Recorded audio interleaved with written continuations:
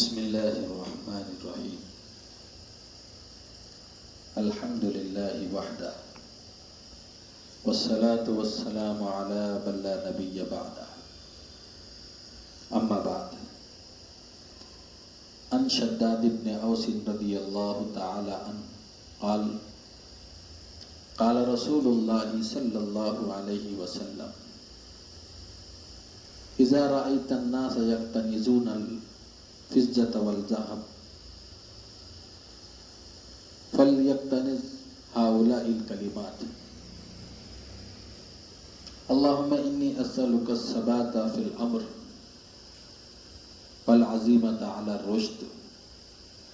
وأسألك الشكر نعمتك وحسن عبادتك وأسألك لسانا صادقا وقلبا سليما وخلقا مستقيما. اللهم إني أسألك من خير ما تعلم وأعوذ بك من شر ما تعلم إنك أنت علام الغيوب، أو كما قال عليه الصلاة والسلام.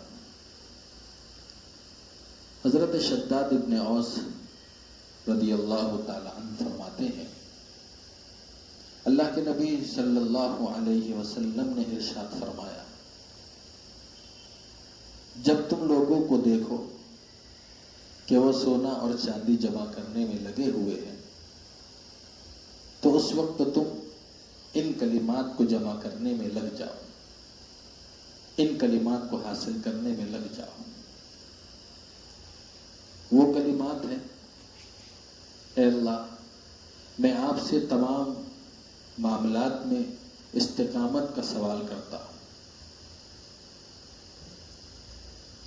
اور نیکی کے راستے کا سوال کرتا ہوں، اور تیری نعمتوں کی شکر گزاری کا سوال کرتا ہوں، عبادتوں کے حسن کا سوال کرتا ہوں، اور لسان صادق کا سوال کرتا ہوں، اور حسن اخلاق کا سوال کرتا ہوں، قلب سلیم کا سوال کرتا ہوں، اور میں تجھ سے ان تمام بھلائیوں کا سوال کرتا ہوں جس کو میں جانتا ہوں، اور ان تمام برائیوں سے میں پناہ چاہتا ہوں جس کو تو جانتا ہے۔ بے شک تو دلوں کے بھیدوں کو جاننے والا ہے۔ یہ روایت فتنوں کے دور میں ایک بہترین عمل ہے۔ جس وقت کے لوگ سونے اور چاندی کے جمع کرنے میں، مال و دولت کے جمع کرنے میں لگے ہوئے ہوں، اس وقت اللہ کے نبی صلی اللہ علیہ وسلم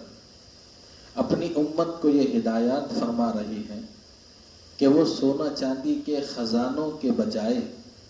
وہ ان کلمات کے خزانوں کا ذخیرہ کریں، اس لیے کہ سونے چاندی کے خزانے ختم ہونے والے ہیں، لیکن یہ کلمات کے خزانے کبھی نہ ختم ہونے والے ہیں۔ یہ جو روایت ہے حضرت شداد ابن اوس رضی اللہ تعالی عنہ کی، یہ اس روایت کا پس منظر شان ورود یہ بھی بیان کیا جاتا ہے کہ اللہ کے نبی صلی اللہ علیہ وسلم کے مرض الوفات میں حضرت شداد ابن اوس رضی اللہ تعالی عنہ آپ کی خدمت عالیہ کے اندر حاضر ہوئے، آپ کے درد اور آپ کی تکلیف کو اور دنیا سے رخصت ہونے کو جب جان لیا، پہچان لیا، تو ان کے دل پر اس کا بہت گہرا اثر ہوا۔ اس کی بنیاد پر حضرت شداد ابن اوس رضی اللہ تعالی عنہ نے فرمایا، اللہ کے نبی آپ کے جانے کے بعد یہ دنیا تاریک ہو جائے گی، یہ دنیا اپنی وسعت کے باوجود تنگ ہو جائے گی، ہمارے لیے جینا بڑا مشکل ہو جائے گا۔ اللہ کے نبی صلی اللہ علیہ وسلم نے اس موقع پر حضرت شداد ابن اوس رضی اللہ تعالی عنہ کو یہ نصیحت فرمائی تھی جو آپ کے سامنے روایت پیش کی گئی ہے، جس میں آپ نے فرمایا تھا کہ شداد، تم دیکھو گے کہ شام فتح ہوگا، تم دیکھو گے کہ قدس فتح ہوگا، اور تمہیں اس میں کام کرنے کا موقع بھی ملے گا۔ یہ حضرت شداد ابن اوس رضی اللہ تعالیٰ عنہ حضرات خلفائے راشدین کے زمانے تک باقاعد حیات رہے، اور باقاعدہ شام میں انہیں حصہ لینے کا موقع بھی ملا۔ جب اللہ کے نبی صلی اللہ علیہ وسلم نے ان سے فرمایا، شداد جب تم دیکھو کہ لوگ سونے اور چاندی کے جمع کرنے میں لگے ہوئے ہوں تو تم ان کلمات کے خزانوں کو جمع کرنا، اور وہ کلمات میں سے پہلا حصہ ہے کہ اے اللہ میں آپ سے تمام امور کے اندر استقامت کا سوال کرتا ہوں۔ آج اللہ کے نبی صلی اللہ علیہ وسلم کی یہ پیشن گوئی اور آپ کی یہ بتائی ہوئی نشانی اور فتنے کے دور کی علامت، وہ گویا کہ آج ہم اپنی آنکھوں سے دیکھ رہے ہیں۔ گویا کہ آج کی اس دنیا میں دوڑ لگی ہوئی ہے دنیا کے بنانے کی، دنیا کے سنوارنے کی۔ ہر شخص اس بات کا خواہش مند ہے، ہر شخص اس بات کا متمنی ہے، بس مال آنا چاہیے، چاہے وہ حلال کا ہو چاہے وہ حرام کا ہو۔ آرزوئے تمنائیں پوری ہونی چاہیے، چاہے وہ کسی بھی ذرائع سے پورے ہو۔ آج دنیا کے اندر دوڑ لگی ہوئی ہے۔ ایک انسان کسی کے اچھے مکان کو دیکھ کر وہ بھی اس بات کی آرزو و تمنا کرتا ہے کہ میرا بھی اس سے بہتر مکان بن جائے، اور وہ اسی کی محنت میں تگ و دو میں لگ جاتا ہے اور اپنے آپ کو کھپاتا ہے، چاہے اس کے لیے کچھ کرنا پڑے۔ کیا آج اللہ کے نبی صلی اللہ علیہ وسلم کا یہ ارشاد اس موقع کے لیے نہیں کہا گیا تھا جس کو آج ہم اپنی آنکھوں سے دیکھ رہے ہیں؟ کیا آج بھی ہمیں اس بات کو سمجھنے کے اندر کوئی تردد ہے کہ لوگ آج دنیا کے کمانے اور دنیا کے بنانے کے اندر لگے ہوئے نہیں ہیں؟ کیا آج بھی ہمیں اس بات کے اندر شک ہے کہ لوگ دنیا کے بجائے آخرت کی فکر میں لگے ہوئے ہیں؟ بلکہ آج مکمل طور پر ہر شخص کی آرزو و تمنا ہے کہ وہ دنیا کو بنائے، دنیا کا ذخیرہ اندوز کرے، دنیا کو جمع کرے، راحت و آرام کے تمام نقشوں کو وہ اپنے گھر کے اندر دیکھنا چاہتا ہے، چاہے اس کے لیے کوئی محنت کرنا پڑے۔ اسی لیے انہی فتنے کے اور انہی دور کے بارے میں اللہ کے نبی صلی اللہ علیہ وسلم نے فرمایا ہے کہ جب تم ایسا دور دیکھو تو اس میں اللہ سے اس بات کا سوال کرو، اللہم انی اسألک الثبات فی الامر، اے اللہ میں آپ سے تمام امور کے اندر استقامت کا سوال کرتا ہوں۔ دیکھیں، نیکی کو کر لینا آسان ہے، نیکی کے جذبے کے پیدا ہونے کے بعد عمل پیرا ہونا آ جانا آسان ہے، لیکن اس نیکی کے اوپر دوام کے ساتھ، استقامت کے ساتھ قائم رہنا بڑا مشکل ہے۔ کسی کے کہنے، کسی کے سننے سے، کسی کے نصیحت کرنے سے، کسی اللہ کے نبی کی کسی بات کو سننے سے، کسی کتاب کے پڑھنے سے انسان کے دل کے اندر داعیہ پیدا ہوتا ہے۔ اب اس داعیے کے پیدا ہو جانے کے بعد وہ انسان اس کے اوپر قائم بھی رہے اور جمے بھی، اس لیے کہ اللہ رب العزت کو وہ عمل بہت پسند ہے جو عمل تھوڑا ہو لیکن استقامت کے ساتھ میں ہو، وہ عمل کم ہو لیکن دوام لیے ہوئے ہو، ہمیشگی لیے ہوئے ہو۔ اس لیے جب آدمی کسی نیکی کے اوپر چلنے کا ارادہ کرتا ہے، اس دعا میں اس بات کو سکھلایا اور بتلایا گیا ہے کہ اللہ میں آپ سے اس بات کا سوال کرتا ہوں کہ جب میں کسی نیک جذبے کے ساتھ کسی نیک عمل کو کرنے کا ارادہ کروں تو نہ میں کسی کے کہنے کو سنوں، نہ کسی کے برا بھلا کہنے کی وجہ سے میں اس عمل کو چھوڑ دوں، نہ ہی میں کسی کے لوم و تلائم کرنے کی وجہ سے، تانا تشنا کرنے کی وجہ سے، لوگوں کی چمٹیاں توڑنے کی وجہ سے، لوگوں کی برائی بدگوئی کرنے کی وجہ سے اللہ میں اس عمل کو نہ چھوڑ دوں۔ آج بہت سارے نوجوان ہیں جو چاہتے ہیں کہ ہم ایک اچھی زندگی گزارنے کی کوشش کریں، لیکن بعض مرتبہ کبھی ماں باپ آڑے آ جاتے ہیں، کبھی رشتہ دار آڑے آ جاتے ہیں، کبھی دوست احباب آڑے آ جاتے ہیں، کبھی تعلق والے آڑے آ جاتے ہیں، اور نہ جانے کیسے کیسے تانے دے کر اس اللہ کے بندے کو اس صحیح راستے سے ہٹانے کی کوشش کرتے ہیں۔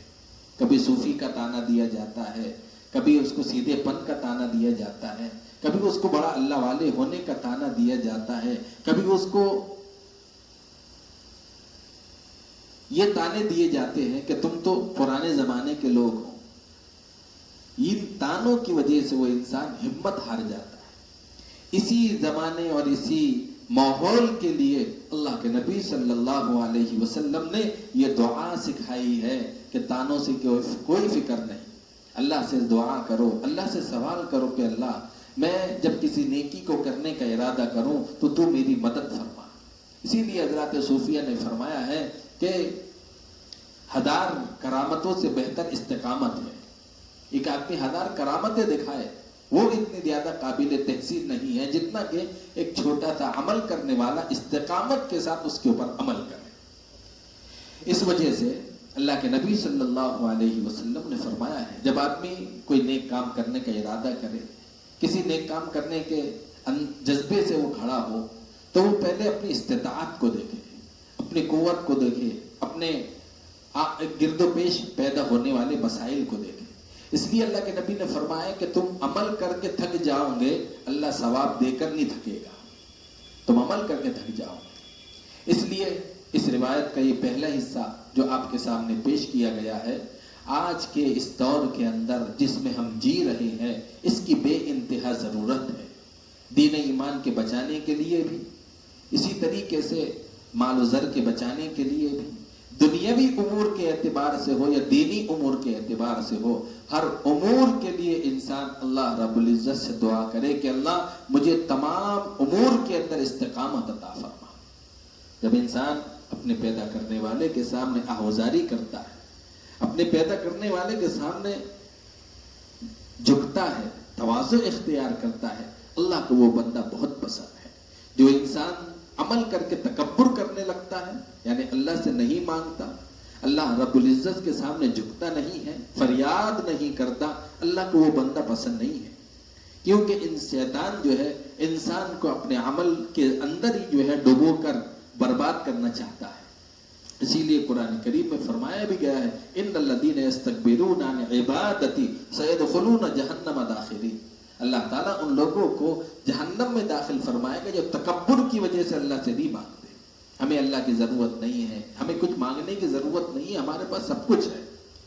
اس لیے میرے عزیزوں، میرے بزرگوں، آج کے اس پرفتن دور کے اندر ہمارے لیے بے انتہا ضروری ہے کہ ہم اللہ رب العزت کے سامنے بھیک مانگیں اور اپنے رب کے سامنے بھیک مانگنے کے حق کو ادا کریں۔